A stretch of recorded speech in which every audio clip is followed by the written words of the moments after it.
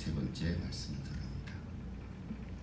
예수님은 우리의 질병을 고쳐주십니다.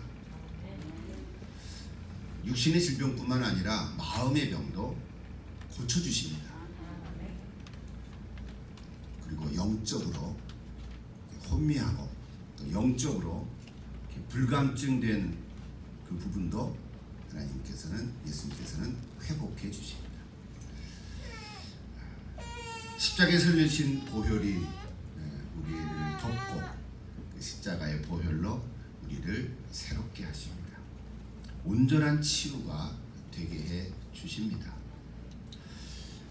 그동안 백부장 하인의 병을 고쳐주시고 또 회당장 야이로의 딸을 심지어 죽었지만 다시 살려내셨습니다. 지난 2주간 동안 백부장과 회당장 야이로의 인격과 그런 믿음을 우리가 생각해 보았습니다. 여러분, 인격과 믿음은 따로 있는 것 같지만 사실은 인격이 온전해지면 믿음이 성숙해집니다.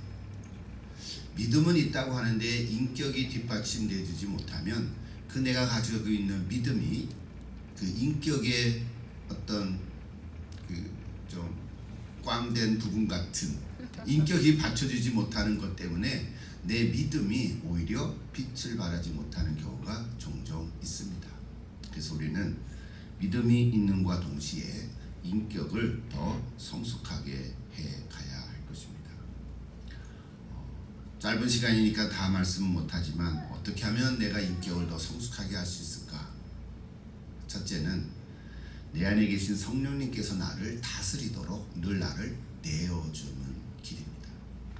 성령 충만하다 그러는데 성령의 다스림으로 순종하면 우리는 성숙한 인격으로 한 걸음 더 나아갈 수가 있습니다. 왜냐하면 내 안에 계신 성령님은 하나님의 영이지만 내 안에 계신 성령님은 인격적인 부분을 갖고 계시기 때문에 그렇습니다. 그래서 성경에는 성령이 슬퍼하시고 근심한다는 표현까지 씁니다.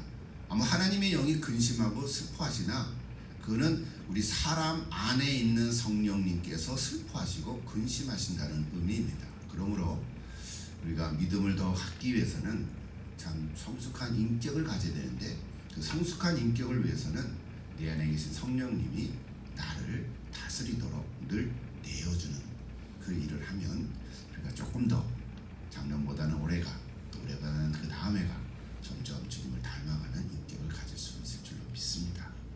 또 한 가지는 말씀을 날마다 묵상할 때 하나님의 지혜를 얻게 됩니다.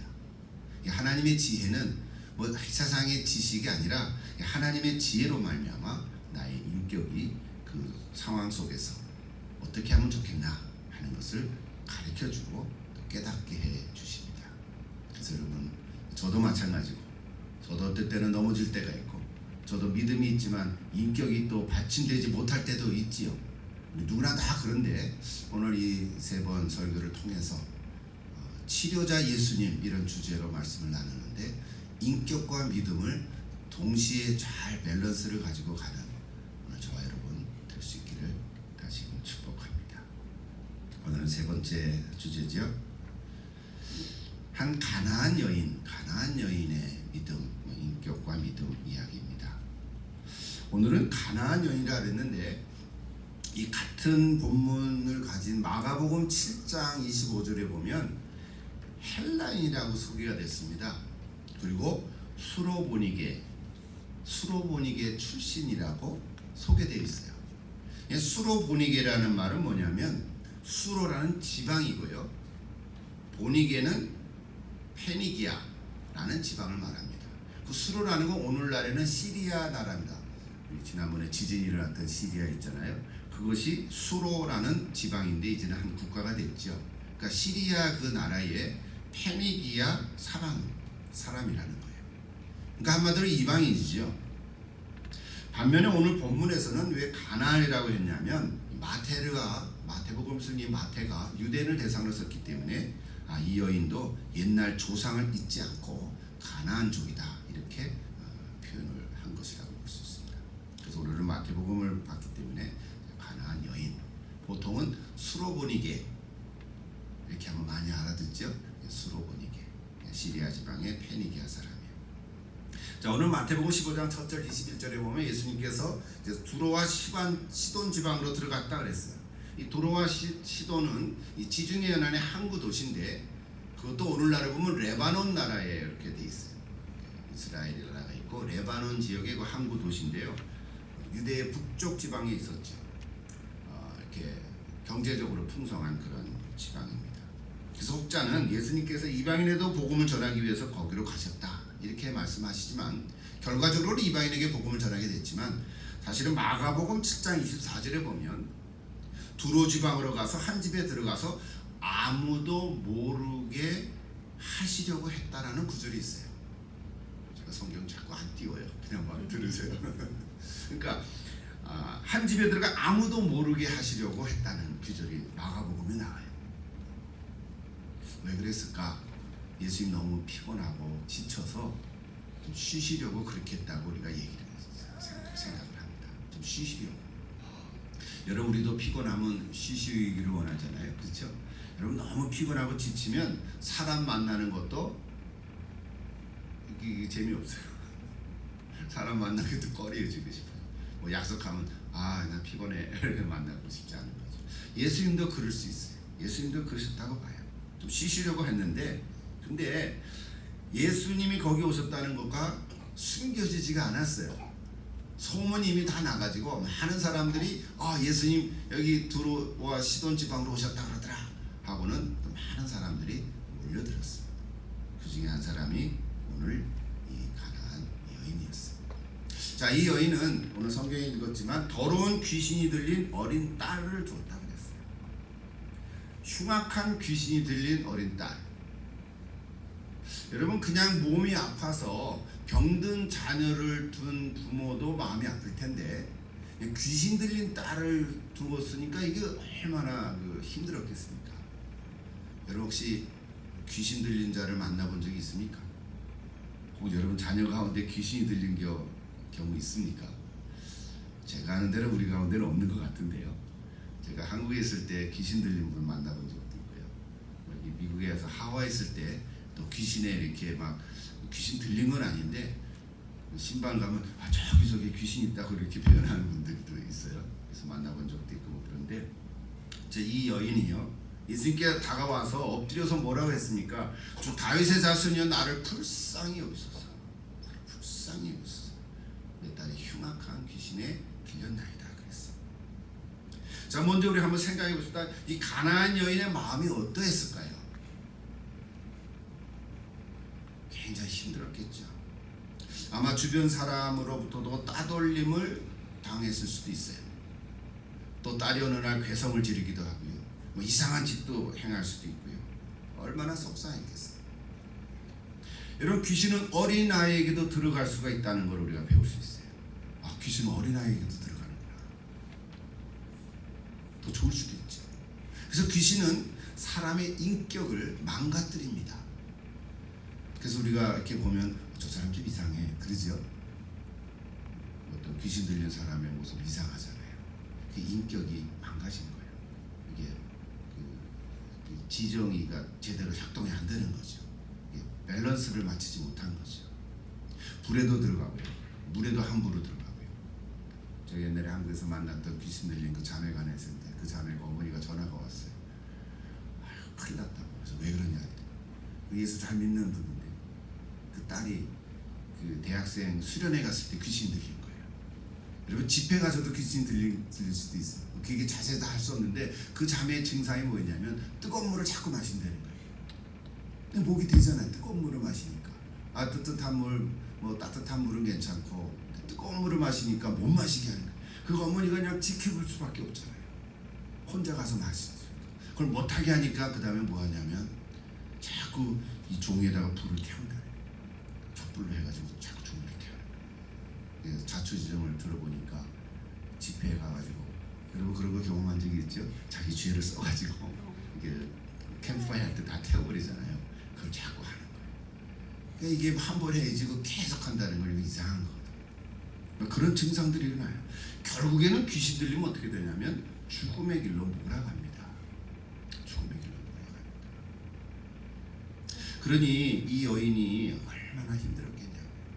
그 딸을 한시도 눈을 뗄 수가 없고 뭐 밥이나 제대로 먹었겠습니까? 화장이나 했겠어요? 뭐 그러지 않았겠어요. 이런 보편적으로 자식이 아프면 부모는 체면이고 뭐고 없지요. 그렇죠? 부모는 체면이고 뭐고 없습니다. 그 아픈 자녀가 어떻게든지 낫게 하기 위해서 초점이 있기 때문에 모든 거가 다 뭐 없습니다. 자신보다는 자녀가 우선이죠. 그래서 우리는 이게 좀 좋은 표현은 아니지만 눈에 뵈는 게 없죠. 눈에 뵈는 게 없습니다. 막 자녀가 아픈 사람 건들면 눈에 뵈는 게 없어요. 근데 뭐예요? 오늘 예수님이 오셨다는 소식을 듣고 만난 적은 없지만 내가 예수님께로 가면 나을 거야 라고 예수님께서 와서 고쳐주셨습니다. 자, 여기까지. 근데 오늘 성경을 읽으면 근데 이상하리만큼 예수님의 반응이 예전 같지 않았어요. 제가 성경 하나 띄울게요. 한 말씀도 안 하셨어요. 간청하니까 제자들이 나섰어요. 제자들이 나서서 뭐라 그랬습니까? 주님, 저 여자가 계속 소리를 지르니까 어떻게 해서든지 그를 내보내십시오. 그래서 예수님이 입을 열은 게 24절이에요. 같이 한번 다시 읽어보십시다. 나는 이스라엘 집에 잃어버린 양 외에는 다른 데로 보내심을 받지 아니하리라. 여기 이스라엘 집에 잃어버린 양은 누구를 가리킬까요? 유대인이죠. 유대인을 가리킨 거예요. 또 다른 데라는 건 이방인이죠. 자, 예수님이 유대인에게만 복음을 전하는 것은 아니죠. 이방인에게도 복음을 전하고 구원을 다 이루셨죠. 다 병자도 고치시고 더 많이 고치셨을 수도 있죠. 근데 오늘 여기 24절에 예수님 저렇게 말씀하셨어요. 예수님 왜 이런 반응을 보이셨을까? 이전 같지 않잖아요. 우리 아까 봤지만 백부장이든지 회당장이든지 그 외 수많은 이름도 없는 사람들 다 이방인들이 얼마나 많았습니까? 예수님께서 왜 이런 반응을 보이셨을까? 특별히 딸이 귀신 들려서 고통 중에 있고 저렇게 간청하고 낫기를 원하는데 왜 이렇게 혹독한 말을 했을까? 잘 이해가 되지 않잖아요. 하나 더 와요. 26절에 보면 더 심한 말을 하십니다. 뭐라 하셨어요? 자녀의 떡을 취하여 개들에게 던짐이 마땅하지 아니하나. 지금 이 여인을 뭐라고 표현한 거예요? 개로 표현한 거잖아요. 뭐 사람이 개는 아니지만 개처럼 표현한 거잖아요. 넌 개 같은 사람이야, 존재야. 요즘의 강아지를 생각하면 안 돼요. 요즘의 강아지는 사람보다 더 호강을 해요. 반려견이 돼가지고, 그렇죠? 침대에서 같이 자기도 하고, 사람 못 먹는 좋은 것도 많이 먹이기도 하고, 그렇게 합니다. 좋은 거죠. 근데 너무 지나치면 또 그건 문제가 있지만 개는 개고 사람은 사람인 건 분명해요. 그러나 오늘 우리가 강아지를 귀하게 여기고 특히 반려견들을 키우는 것은 사실이에요. 그거 다 좋은 거예요. 귀한 건데 오늘 저 시대에서는 개는 이방인을 상징했거든요. 그러니까 유대인의 입장에서 이방인은 개 같은 존재다 이 말이죠. 그러니까 예수님이 그 말을 하신 거예요. 그러니까 저 말을 직접 들은 즉 가나안 여인은 속이 어떻게 했어요? 여러분 같았으면 어떻게 했습니까? 아니 말로만 들으면 엄청 상처를 받지 않았겠습니까? 예수님이 저런 말을 하셨을까? 세상에 복음서에 저런 말을 한 적이 없어요. 물론 그 대사사 아니 그 뭐죠? 서기관과 바리새인들에게 이 독사의 자식들 뭐 그렇게 표현한 적은 있어요. 그렇게 표현한 적은 있지만 이 참 고통받는 또 병을 고치기 위해서 온 그 사람들에게 저렇게 표현한 건 없거든요.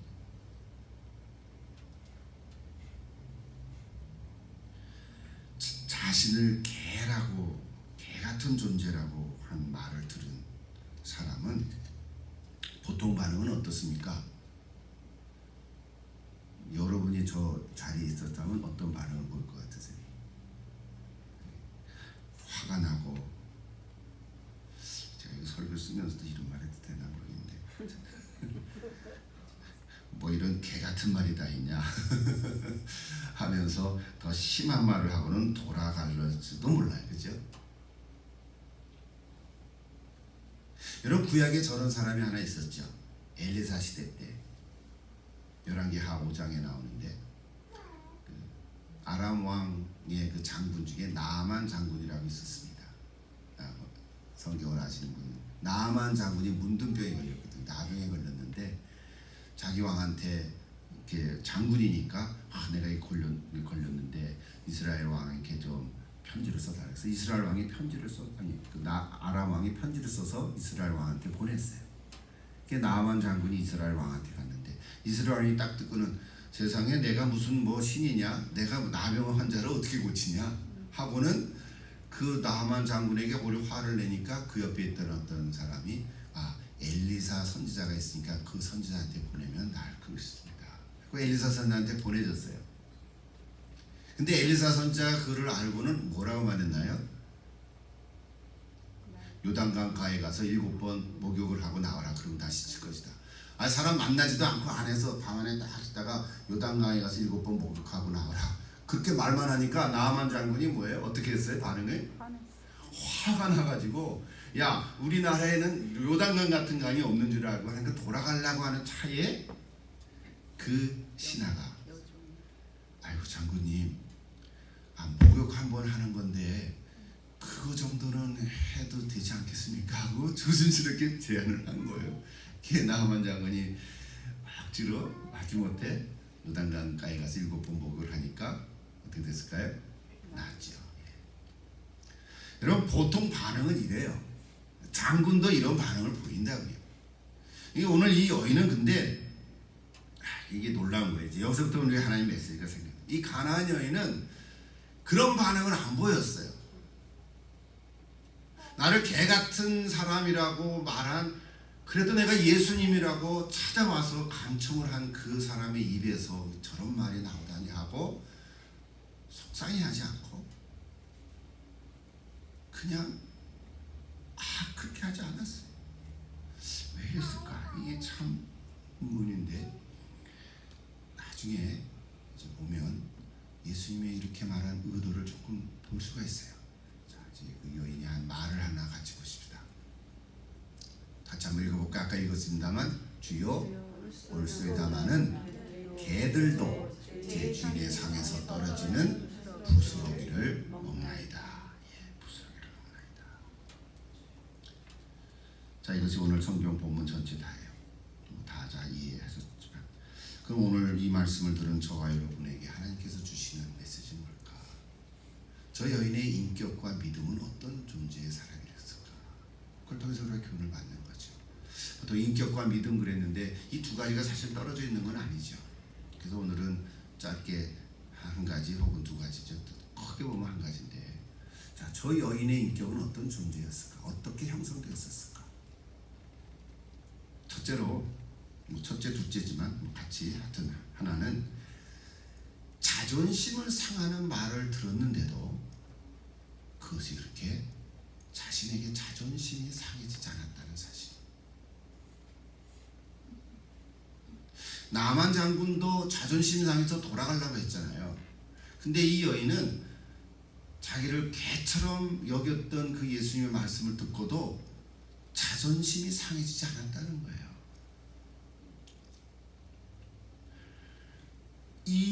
물론 그게 인격이지만 그런 인격으로부터 믿음이 나왔다고 볼 수 있지만 어쨌든 귀신 들린 딸이 낫기만 하면, 여기에 초점이 있었어요.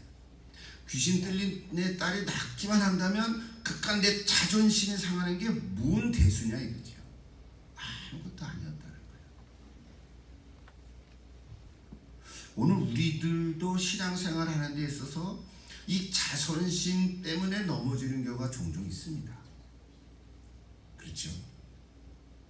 내 자존심을 상하게 하는 거죠. 누군가가. 아니, 제가 얘기를 다 안 해서 그렇지 생각보다 더 많을 수도 있어요. 그죠? 내가 누군데 이런 거죠. 결국 내가 누군데 네가 나한테 이렇게 대해? 뭐 이런 거예요. 에이 쌍 따옴표 찍고 오늘 교회 안 가? 뭐 이럴 수 있는 거예요. 여러분이 그렇다는 얘기가 아니고요. 여러분 그렇다는 얘기가 아니라 전에 제가 상담할 때 그런 분들이 있었어요. 어떤 부부가 예배를 드리러 이제 왔는데 이 미국은 또 부부가 함께 차를 타잖아요. 한국은 따로따로 타는 경우가 더 많고, 그죠?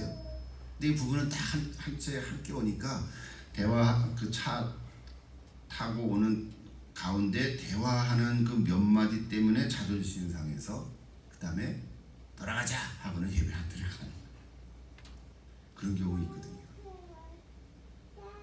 여러분, 그런 것이 뭐가 중요한가? 자존심 상한 일보다 하나님께 예배를 드리는 일이 더 중요하다는 것을 가지고 있다면, 예배드리러 오는 중에 차 안에서 나누는 대화 몇 마디 때문에 내 자존심이 상했다고 해서 하나님께 예배드리는 일을 그만두는 일은 아니라는 거죠. 그렇지 않습니까? 앞으로도 혹 그런 일이 여러분 가운데도 일어날 수 있다면, 우리는 그렇지 않겠지만 어떻게 될까요? 그냥 오시면 됩니다. 그냥 오시면 돼요. 예배를 드리면, 또 예배를 드리면서 하나님의 말씀을 들으면 속이 다 풀리게 될 줄 믿습니다. 그게 은혜입니다. 은혜입니다. 안 될 것 같은데 그게 하나님이 주시는 은혜입니다. 그래서 이 둘째는 아니고 같이 묶고, 그래서 이 여인은요, 자신이 개 취급을 받았는데도 전혀 상처를 받지 않은 거예요. 내가 자존심이 상했다고 생각을 안 하기 때문에 내가 상처가 되지 않았어요. 이게 참 놀라운 거예요. 놀라운 거예요. 글쎄요, 상처가 됐는지는 모르지만 자신의 것으로 받아들이지 않았다는 거예요. 여러분, 우리 중에서 종종 사람들의 말 때문에 상처를 받기도 합니다. 그렇죠? 상처를 받기도 합니다. 특별히 가까운 사람일수록 그 상처가 더 큽니다. 그게 뭐라고 제가 제안하냐면, 전에도 이런 주제로 한번 얘기한 적이 있죠. 여러분, 상처를 받지 마세요. 이게 한국말이 참 재미나요. 상처를 받는다 이렇게 표현하잖아요. 누군가가 나한테 상처를 주는 말을 하게 되면 딱 벌써 이렇게 분별을 하고는 받지 마세요. 안 받으면 되잖아. 저는 상처를 받고 싶지 않습니다. 속으로 생각하고 그냥 받지 말고 어떻게 해요? 그냥 버리세요. 버리면 됩니다. 근데 그게 쉽지 않죠. 가까운 사람일수록 그게 쉬운 게 아니에요. 그래도 그렇게 하세요. 그걸 왜 받습니까? 그런 걸 뭐 받습니까? 그거 뭐 좋은 거라고. 좋은 게 얼마나 많은데. 은혜를 받아야지. 네, 상처받는 말을 했다고 그걸 냅다 받아먹으면 내가 이게 속에서 썩거든요.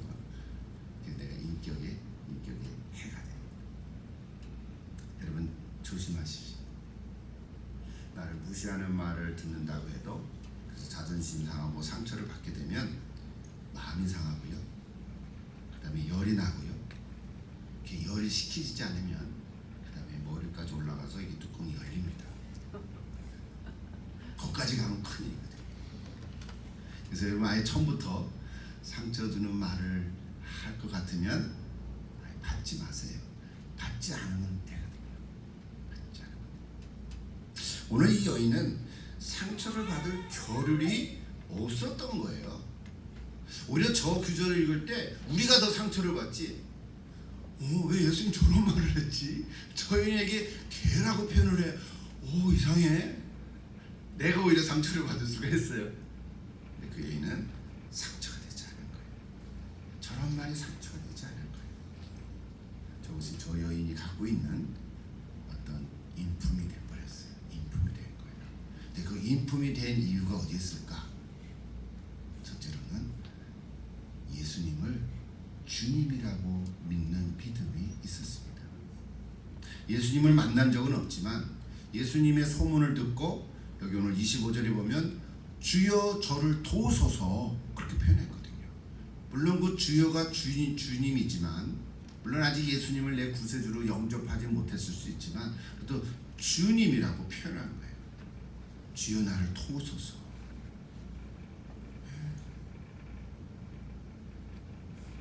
그 말을 다시 보세요. 주여 올소이다마는 개들도 제 주인의 상에서 떨어지는 부스러기를 먹나이다. 어떻게 저렇게 말했을까?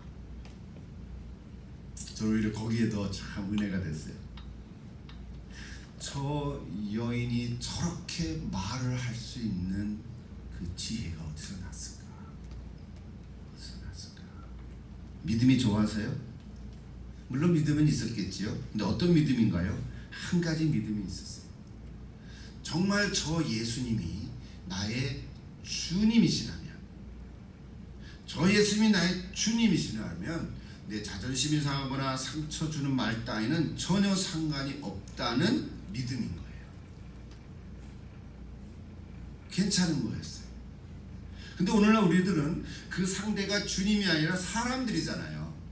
우리가 주님으로부터 상처를 받는 것보다는 사람들로부터 상처를 받거든요. 특별히 가까운 사람일수록 더 상처를 받거든요. 그러니까 어떻게 해야 됩니까? 그래서 자존심도 상하고 마음의 상처를 받는 건데, 그 상대가 사람이지만 이렇게 한번 생각을 해보십시오. 저 사람 속에 예수님이 있으시다. 우리 예수 믿는 사람들 속에는 성령님이 거하시니까 겉으로는 예수님이 아니죠. 사람이지만 저 사람 속에도 예수님이 거하시는 거잖아요. 만약에 믿지 않는 사람이 나한테 상처 주는 말을 한다면 저 사람 배후에도 성령이 함께 하시고 예수님의 영이 다스리고 있는 거잖아요. 그러니까 이렇게 한번 생각을 해보시는 거죠.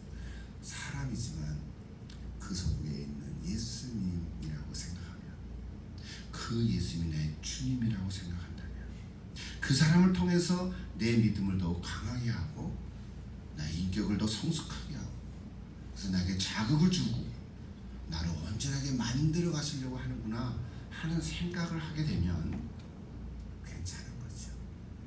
괜찮은 거죠.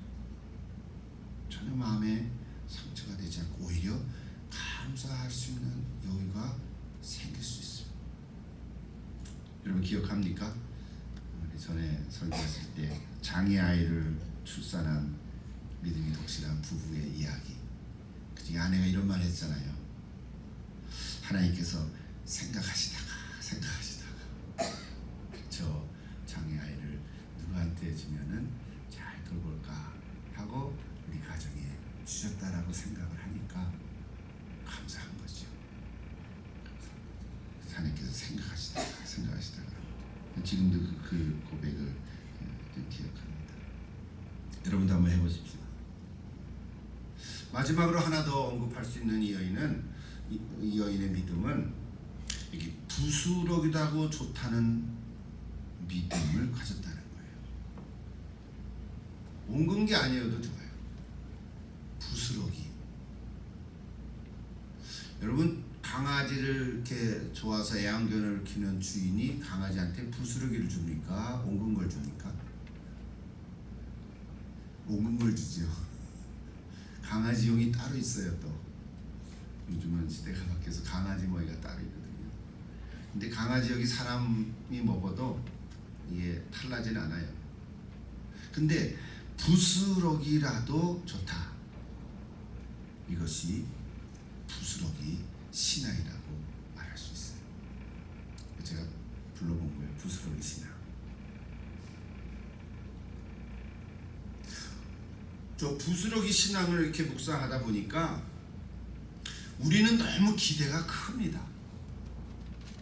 우리 많은 사람들은 기대가 너무 커요.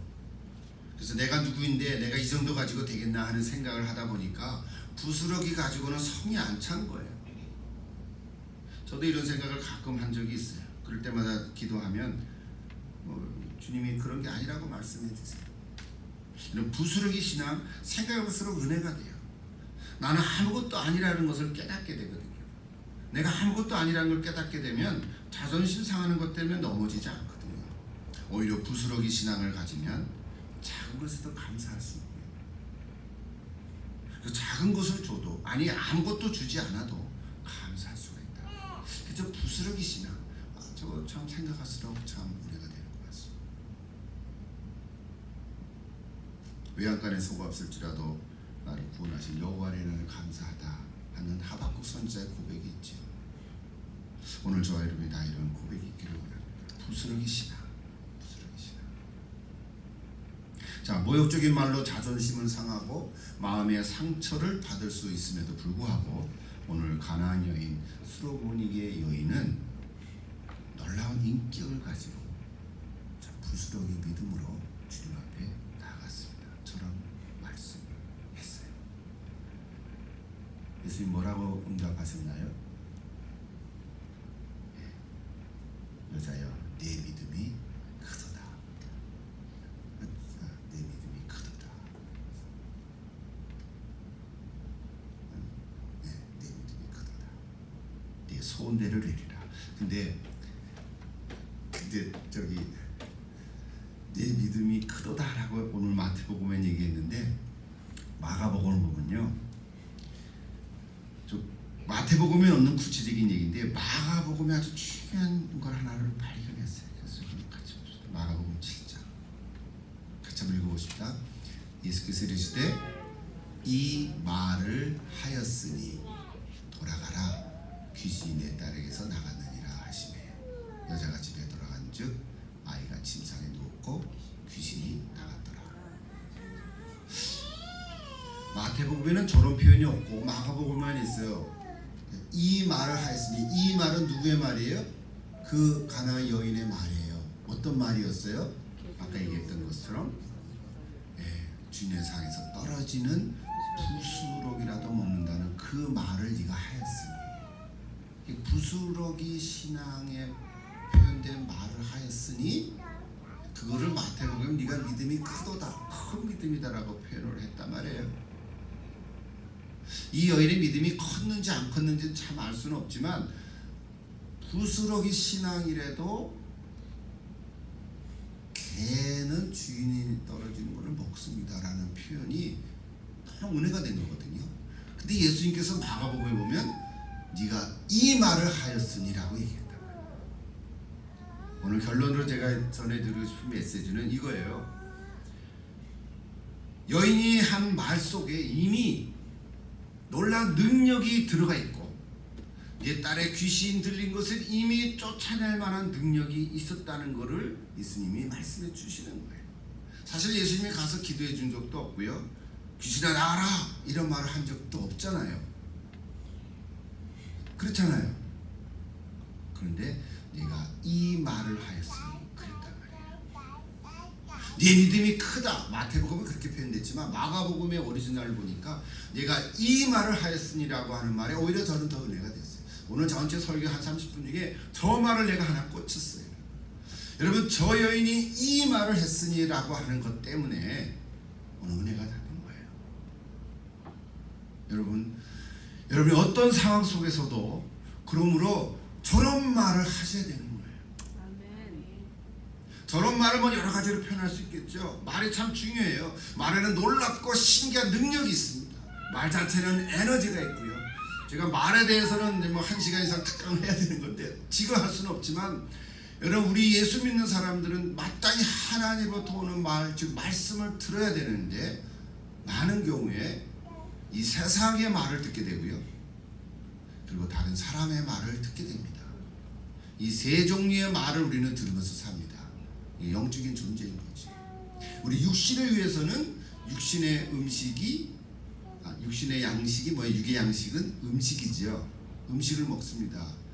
이제 이따가도 맛있는 음식을 먹을 텐데 저 음식을 다 개척해보면 동물과 식물을 우리가 잡아먹는 거거든요. 그렇게 만들어가지고 아무리 맛있는 거라도 다 가공한 거예요. 다 동물 식물이에요. 우리가 광물 도로 씹어 먹지는 않거든요. 그게 우리 육의 양식이죠. 영의 양식은 말이거든요. 말. 우리는 마땅히 하나님으로부터 말씀을 먹어야 살아나는 건데 많은 사람들은 하나님으로부터 말씀보다는 세상의 말을 받아먹고 그걸 양식으로 먹고, 그리고 특별히 다른 사람의 말을 먹음으로 상처를 받는다는 거죠. 그래서 말이 중요해요. 말이 참 중요합니다. 그래서 여러분, 말을 함부로 하지 않도록 노력을 하십시오. 성경에 보면 내 입에 재갈을 물려주옵소서라는 그런 말도 있거든요. 뭐 우리가 생각을 하지만 어떨 때는 또 툭 내뱉는 말도 나오긴 해요. 그럴 때 또 우리가 또 깨닫게 되겠죠. 여러분 이전에는 내가 어떤 말을 했든지 지나간 거는 다 잊어버리고 앞으로는 절대로 부정적인 말, 불평의 말, 비판적인 말을 하지 않도록 애를 쓰십시오. 마음에 그런 게 떠올라와도 입으로 밖으로 내뱉지 않으면 괜찮습니다. 아직은 속에는 있더라도 그러니까 속이 울프락불프락 하겠죠. 근데 그걸 어디다가 내뱉으면 될까요? 하나님께 기도하면서 토설을 하십시오. 근데 다른 사람에게 토설하지 말고 다른 사람에게 그걸 막 내뱉어버리면 그 사람이 상처가 되거든요. 어떻게 해야 돼요? 하나님께 하나님 제 보세요. 제가 이런 말을 했어요.